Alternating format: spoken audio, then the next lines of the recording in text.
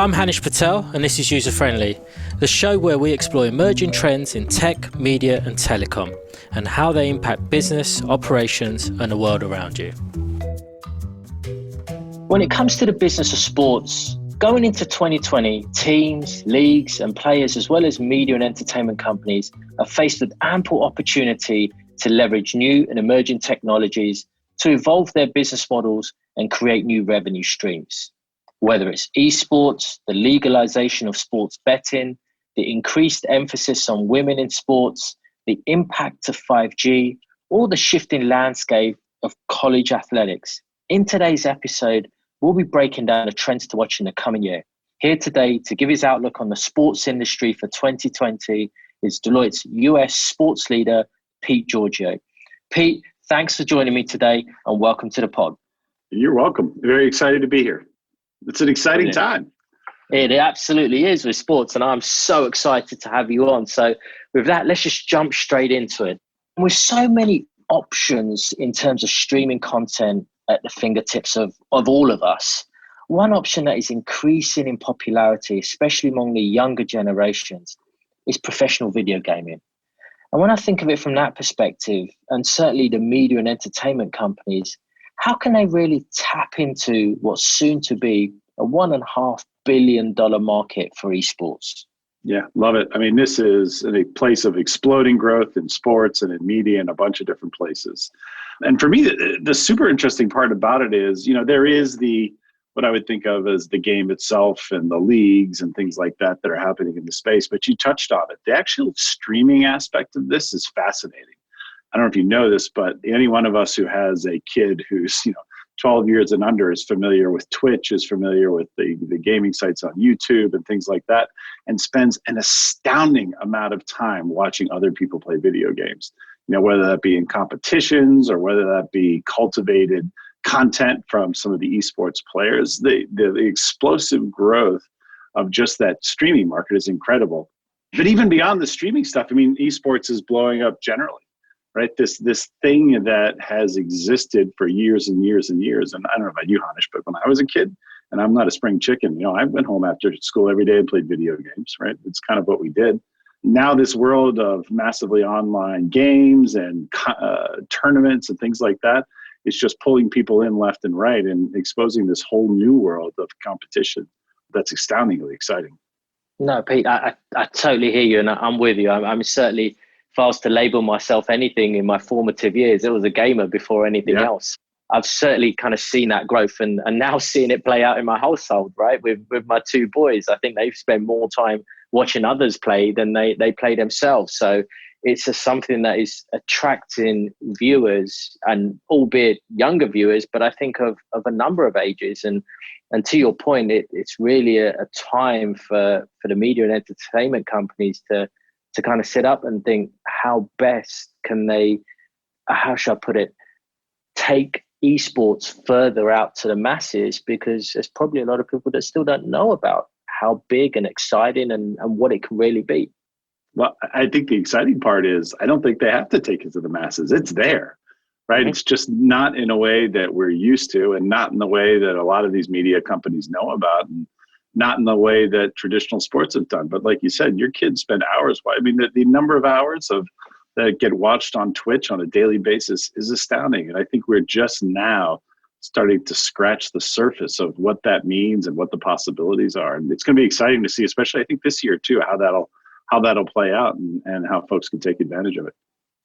And certainly to your point this year, I mean, there's been a lot of money that's been thrown at it from a tournament perspective. I mean, certainly this summer, winnings for a teenager winning $3 million for a particular game, right? Which not just rivals professional sports, but frankly beats professional sports in terms of prize money. So it's huge in that sense, I would say, for sure. Did either any of your kids come to you and say they want to quit school and win the next Fortnite tournament? It hasn't happened yet, but it's only a matter of time, right? And we just had the World Cup for another big famous title take place as well, right? So yep. I'm sure it's only a matter of time, or frankly, if the numbers get really big, maybe Pete, you and I need to start thinking of forming a team ourselves. Exactly.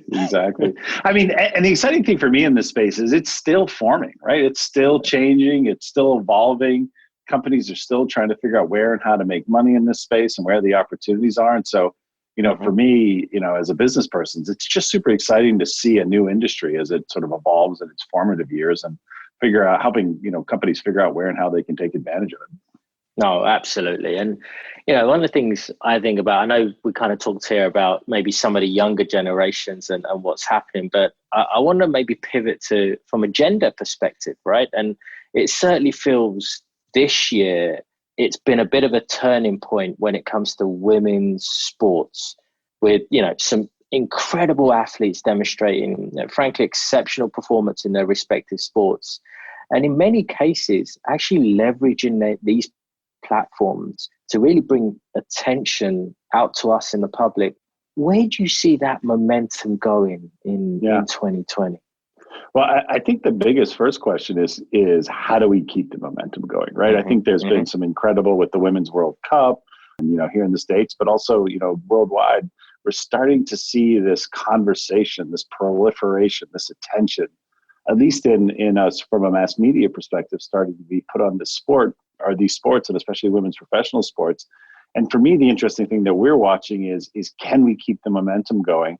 And can we keep pushing on this? Because I do think there's a tipping point. I don't think we've reached it yet, but there's a tipping point where we get women's professional sports to be so ingrained in our culture, so ingrained with other companies, so ingrained with sponsors, so ingrained with apparel companies, that we no longer can afford for any of these things to fail. And I think when we get to that tipping point, it's going to be amazing. And I think we've got work to do, right? I think the progress we've made has been great. The attention we've made is, that's been brought to it is great. What I don't want to see happen is the company sort of say, "Oh, the time is here and it's done." Right? No, we got to keep pushing on this because I do think we have the opportunity to do something profound. And it's not just the women's sports leagues that do that. It's the support. It's the fans. It's the companies that participate in these things that'll be important too. Because I do think women's sports, and you brought it up when you talked about this. Certainly all of the things that we want to talk about in terms of gender equality and creating role models for our daughters and all of that stuff is super important, and even by itself would be a reason to do this. But the thing we're seeing with women's sports too is bringing to light broader societal issues even beyond gender, whether that be LGBTQ or just broader issues of poverty and access to resources and stuff like that. We're really seeing women's athletes not just promote the gender side of this, but all sorts of aspects of the positive impact that sport can have. And for me, it's exciting that I think there is this wave that is happening, and this wave brings with it all sorts of great things. We just got to figure out where and how we can continue to support that. You and I, but also the business community at large and society too, because I think it's super important. I think next year, the really interesting thing is, everyone kind of forgets this, but, a lot of the success and oftentimes more than half of the success of athletes in the Olympics is on the female side, right? Yeah. The women's basketball team, the U.S. women's basketball team has 101 lifetime record in the Olympics, right? Our swimmers, our para athletes. I think there's a whole bunch of places where, again, you're going to see our female athletes on the world stage. And again, I think that will continue this momentum and continue propelling this forward in a way that I think will be amazing. So, yeah, absolutely. I mean, a big year ahead with the Tokyo Olympics for sure, right? And I totally agree. Hopefully, the U.S. women's soccer team can repeat as well. That'll be cool too. Yeah, only one thing there, Pete. We've got to call it football, man. Oh, sorry. Yeah. I usually do. I apologize. Yes, for football. Yep. No, I'm just kidding. I put everyone through that one that comes on the pod. Yeah. Love it. Yeah. I want to pivot to your actual outlook as well. And going through your sports outlook, one of the areas I found really interesting was your take on 5G. And can you say a bit more about how 5G's really going to help enable sports activities and certainly what it's going to mean around the sports betting arena. Yeah, I think there's a whole bunch of places that 5G is going to transform the way we consume sports, both in stadiums and outside stadiums too. Just this whole idea of a sort of low latency, high volume capability that it's going to create is going to create all sorts of new and interesting possibilities. Absolutely, sports betting will be one of them. The idea that the world of sports betting is highly dependent on who has what information at what point in time and how quickly, right? And especially as you start to think of this world where we get into topics in sports betting that are beyond just the outcomes of the matches and the games, and more some of the prop bets around, who's going to score the first touchdown in an American football game. Who, will this athlete make the next free throw in a basketball? Things like that. Those are highly dependent on low latency applications. And so the ability to do that will be a sort of cornerstone, I think, of sports betting moving forward. But all sorts of other things too, streaming, right? The streaming of these events, and the ability to sort of access those streams, both in a stadium and outside a stadium. 5G is going to help with that. As we start to think of some of the technologies that basically don't exist today because the infrastructure can't support them, things like augmented reality and virtual reality in the stadiums. I think those are going to be amazing. I mean, Henish, we're getting to a point very soon where you and I go to a basketball game or a football game with our glasses on, and there's all sorts of information being overlaid on top of what's happening on the field or the pitch or the court. There's even going to be this world where we get to where, things like jumbotrons and 360-degree video boards in the stadium won't be needed anymore. Right? You and I are going to get to choose where those things sit with our VR glasses and what they look like. And these organizations are going to be able to pipe specific content to you and I and what those things look like and all sorts of stuff. And all of that is going to be enabled by 5G. And we're seeing all the big players really focus on stadiums as one of the first places where they roll this out, because they know it's going to be both a great test bed for the technology, but also a great demonstration for what these things can do. I mean, and that, just the opportunity there has got my head spinning, right, in terms of just what that could be. And certainly, as you say, just the fan experience actually in a stadia is going to be so different, where, whether you're in the front row or the back row, you're probably going to get a very similar experience, or the opportunity for a very similar experience, no doubt. Yeah. And we haven't even gotten to VR yet, right? The point in time, I always use the example too, with both AR and VR. What if you could go to your local high school, right? Put on a set of glasses, sit in the stands, and watch the Celtics games that's happening all across the country from you, as if it was happening right on that court. Right? That's going to create. Wow. I mean, never mind change the fan experience in a stadium. It's going to recreate the whole experience. That is really impressive. I didn't even think about it that way, that I could actually get my favorite football team playing in my back garden. Exactly. Yep. Just go out back and watch them, and maybe even miniature, right? So. That's brilliant. I mean, right? And then, you mentioned about the sports betting side, and certainly the opportunity, and like you say, it's not just on the end result, but just the amounts that could be play-by-play level of betting. Certainly there's an immense opportunity for a number of companies to take advantage of the opportunities that 5G is certainly going to bring for them, right?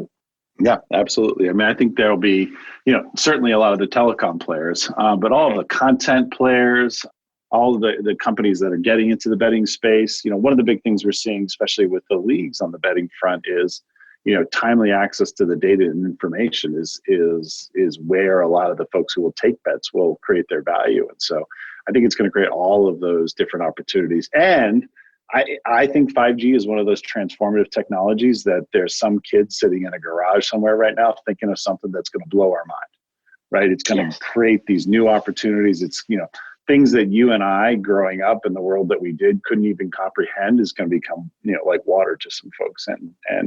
And they're really going to sort of change. You and I will be those old guys sitting in the stands wondering where everybody is because of the cool stuff that they're doing with their headsets and other things too that we haven't even thought of. So. I dread those days. But no, exciting at the same time for sure.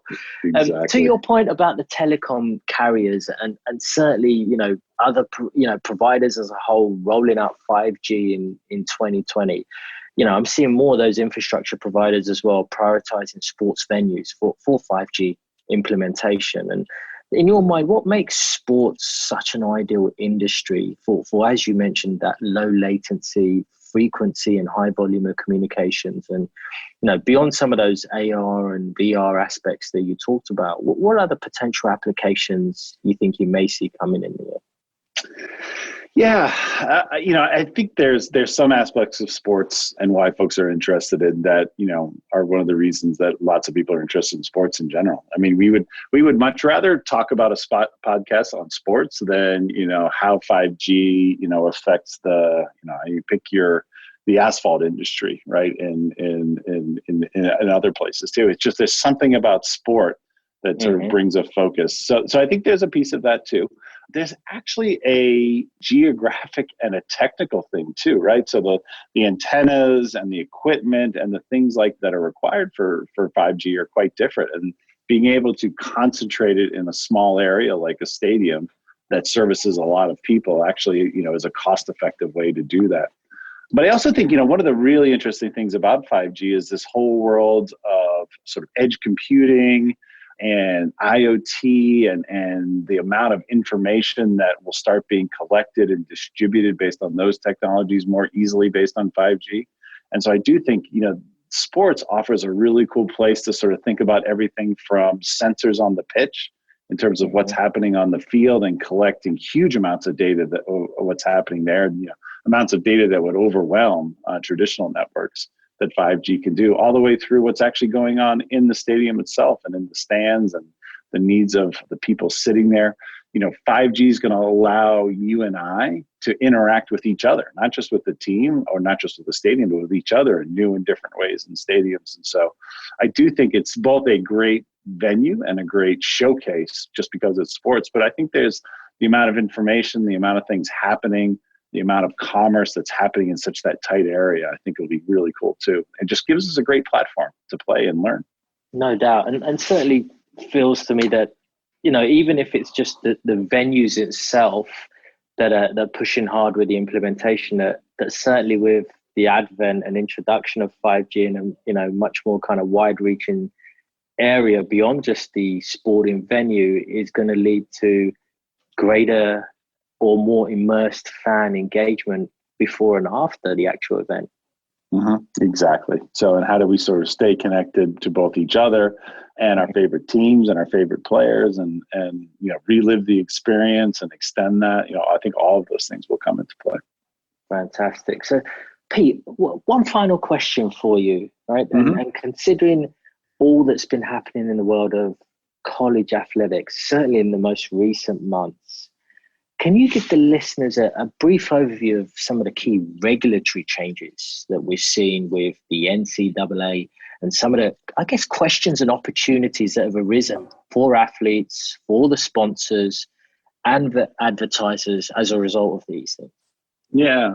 One of the really most interesting things is what's been happening with college athletes and their rights around name and likeness and their ability to start monetizing those rights. So California passed a law called the Fair Pay to Play Act, which kind of led the charge on this. And then a couple months later, the NCAA followed suit by basically agreeing with this and making it not just applicable in California, but across the country. But basically we're about to sit in a world where athletes actually have the opportunity, which by the way, didn't exist before, college athletes to take advantage of their name and likeness and to be able to sell the rights to those things and be able to create money from those and drive commerce from those in a way that they haven't been able to in the past. And there's a lot of just crazy sort of follow-ons from that again, we're just now starting to see the implications of this. But, as these athletes think about this is something, by the way, that professional athletes do as a matter of course, right? None of us would actually think twice about LeBron James being able to market the fact that he's LeBron James and put his name on things and be paid for that.